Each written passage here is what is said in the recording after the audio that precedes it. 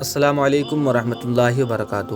ناظرین، میں آپ کو اس ویڈیو میں قیامت کی کچھ نشانیوں کے بارے میں بتانے والا ہوں جو کہ پوری ہو چکی ہے۔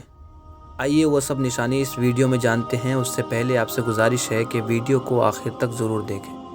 ناظرین، قیامت مسلمانوں کے بنیادی عقائد میں سے ایک انتہائی اہم عقیدہ ہے اور اس پر ایمان لائے بغیر کوئی بھی شخص مسلمان نہیں ہو سکتا۔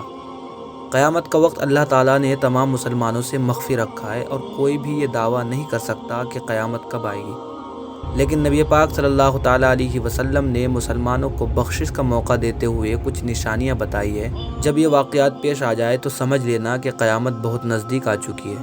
ناظرین، آئیے ان قیامت کی نشانیوں کے بارے میں جانتے ہیں۔ ان میں سے ایک یہ ہے کہ نبی پاک صلی اللہ تعالیٰ علیہ وآلہ وسلم نے ارشاد فرمایا کہ قیامت کی علامتوں میں سے ایک علامت یہ ہے کہ علم اٹھایا جائے گا اور جہل کا ظہور ہوگا۔ حکیم الامت مفتی احمد یار خانئیمی رحمۃ اللہ تعالیٰ علیہ اس حدیث پاک کی شرح میں فرماتے ہیں کہ علم سے مراد علم دین ہے اور جہل سے مراد علم دین سے غفلت۔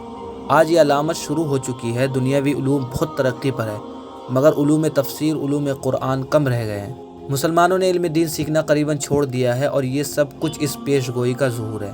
نمبر 2، حدیث پاک میں قیامت کی ایک نشانی یہ بیان کی گئی ہے کہ قیامت قائم نہ ہوگی یہاں تک کہ عرب کی زمین چروا گاہ اور نہری ہو جائے۔ مفتی احمد یار خانئیمی رحمۃ اللہ تعالیٰ علیہ فرماتے ہیں کہ یہ پیش گوئی تو اب دیکھنے میں آ رہی ہے۔ جدہ سے مکہ معظمہ تک سبز باغات ہو گئے ہیں، عراق کے رتیلے میدان باغوں میں تبدیل ہو چکے ہیں۔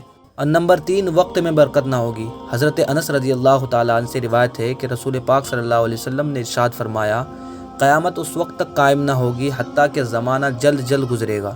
سال ایک مہینے کی طرح گزرے گا اور مہینہ ہفتے کی طرح گزرے گا اور ہفتہ ایک دن کی طرح گزرے گا اور دن ایسا ہو جائے گا جیسے کسی چیز کو آگ لگی اور جلد بھڑک کر ختم ہو گئی۔ اور نمبر 4، گانے باجوں کی کثرت ہونا۔ یہ بھی قیامت کی ایک نشانی ہے اور یہ موجودہ دور میں بہت زیادہ پائی جا رہی ہے۔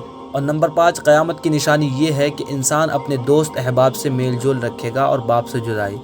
حالانکہ دوستوں کے مقابلے میں ماں باپ کے حقوق بلا شبہ کئی زیادہ ہیں اور یہ بات ہر ذی شعور جانتا ہے۔ ناظرین، دوستوں سے میل جول کے سبب اپنے والدین کی حق تلفی و دل آزاری کرنے والوں کو اپنے اس طرز عمل سے اجتناب کرنا چاہیے۔ اللہ رب العزت کی بارگاہ میں دعا ہے کہ اللہ تعالی ہم سب کو آخرت کی تیاری کی توفیق عطا فرمائے، آمین ثم آمین۔ ناظرین، اگر آپ کو یہ ویڈیو اچھی لگی ہو تو لائک اور شیئر ضرور کریں اور ہمارے چینل کو سبسکرائب کرنا نہ بھولیں۔